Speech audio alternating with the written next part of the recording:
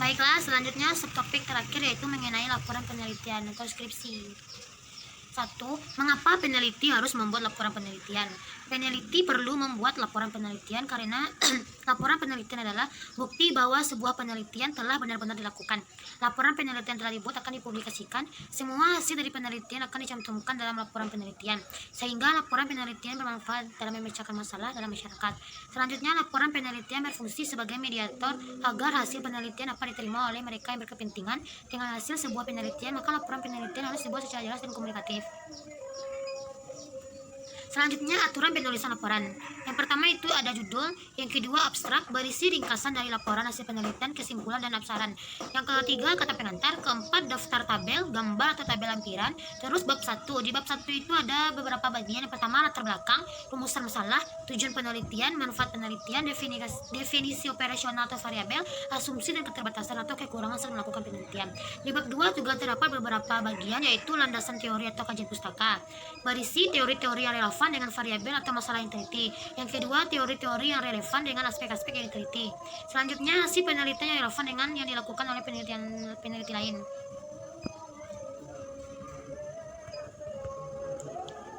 Yang selanjutnya bab 3 terdapat beberapa bagian. Yang pertama, populasi dan sampel atau subjek penelitian. Yang kedua, metode pengumpulan data, wawancara, tes observasi, dan lain-lain. Ketiga, teknik pengumpulan data atau analisis data. Keempat, pengembangan instrumen.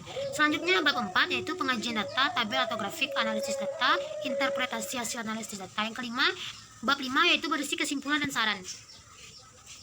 Yang ketiga, format laporan penelitian tindakan kelas. Yang pertama itu bagian awal format laporan penelitian tindakan kelas itu ada pengesahan, abstrak, pernyataan, prakata, daftar isi, daftar tabel, daftar gambar, dan daftar lampiran. Yang kedua, bagian inti format laporan penelitian tindakan kelas.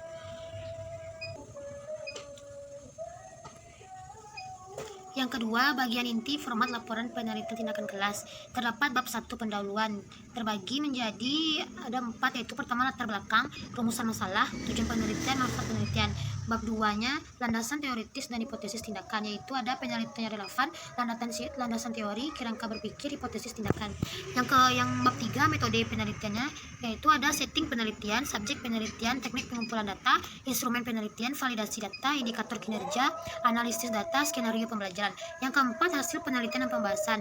Di sini ada hasil penelitian, prasiklus, siklus 1, siklus 2, pembahasan. Format laporan penelitian tindakan kelas. Bab 5-nya itu ada penutup, berisi simpulan, saran. Lanjut bagian akhir laporan penelitian tindakan kelas. Bagian akhir ini hanya memiliki 2 sebab yang harus Anda cantumkan. Bagian akhir format laporan penelitian tindakan kelas ini berisikan daftar pustaka dan lampiran. Yang keempat, contoh skripsi. Contoh skripsi penelitian tindakan kelas supaya meningkatkan prestasi belajar siswa kelas 4 pembelajaran ilmu pengetahuan alam menggunakan metode demonstrasi di MIAPI Gedet 1 Gedet Bonyu Soko Pelayan Gunung Kidul. Di bagian awalnya di dalam skripsi itu terdapat halaman judul, surat pernyataan, halaman persetujuan pembimbing, halaman pengesahan, halaman moto, halaman persembahan, halaman abstrak, kata pengantar, daftar isi, daftar tabel, dan daftar gambar, daftar lampiran. Yang bagian inti terdapat pada deskripsi itu bab 1 pendahuluannya, yaitu latar belakang masalah, rumusan masalah, tujuan dan kegunaan kajian pustaka, landasan teori, metode penelitian, hipotesis tindakan, indikator keberhasilan, sistematika pembahasan. Yang bab 2 gambaran umum, dasar ibtidayah MI atau GEDAT 1, yaitu letak geografis, sejarah dan tujuan berdirinya, struktur organisasi, personalia dan keadaannya, kurikulum, administrasi, kesiswaan, bimbingan dan penyuluhan. Bab 3 hasil penelitian dan pembahasan, keadaan pratindakan, proses penelitian, pembahasan. Bab 4 penutup, kesimpulan, saran, kata penutup. Bagian akhir itu terdapat daftar pustaka dan lampiran. Bagian utama dari contoh skripsi. Bagian utamanya itu ada pendahuluan, kajian pustaka, metode penelitian, proses penelitian, pembahasan, kesimpulan, saran, dan kata penutup. Yang bagian penunjang dari contoh skripsi tersebut ada kata pengantar, daftar isi, daftar tabel, daftar gambar, daftar lampiran, daftar pustaka, lampiran-lampiran.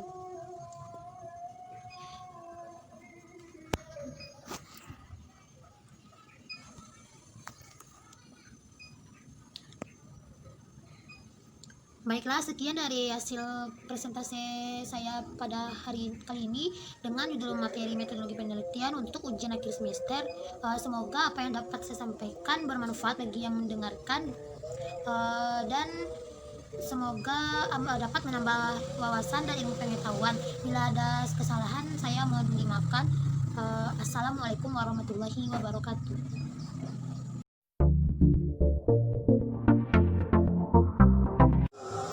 Baiklah, selanjutnya contoh dari skripsi.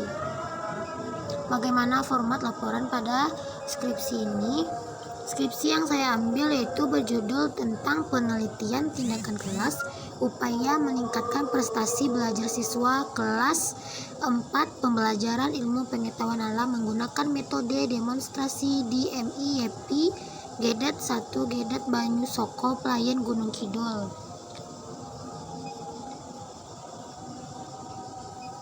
Terus selanjutnya kita ke daftar isi.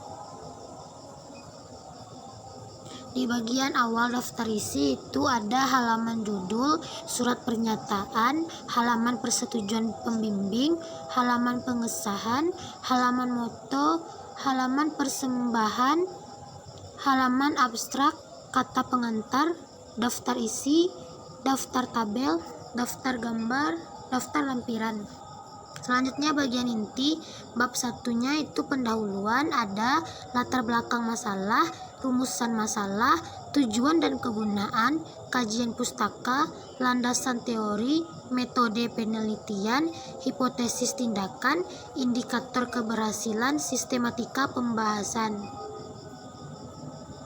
Selanjutnya bab 2. Di sini ada gambaran umum Madrasah Ibtidaiyah MI Gedet 1, yaitu letak geografis, sejarah dan tujuan berdirinya, struktur organisasi, personalia dan keadaannya, kurikulum, administrasi, kesiswaan, bimbingan dan penyuluhan.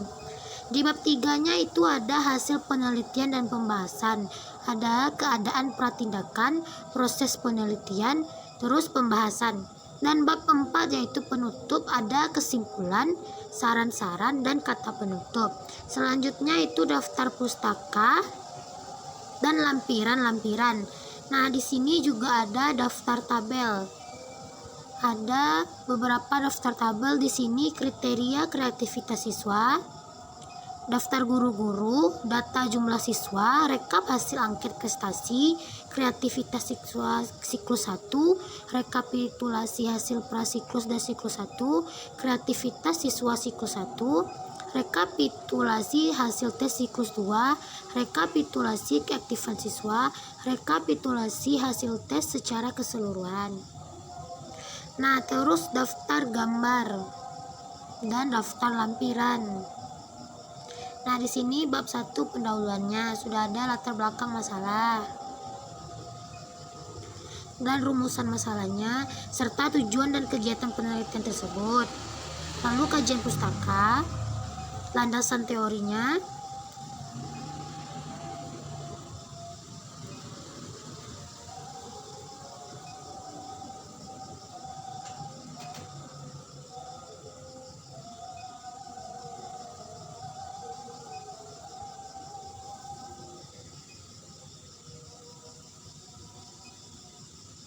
ada tabel juga, berisi tabel, terus kesimpulannya, saran, yang terakhir itu ada daftar pustaka.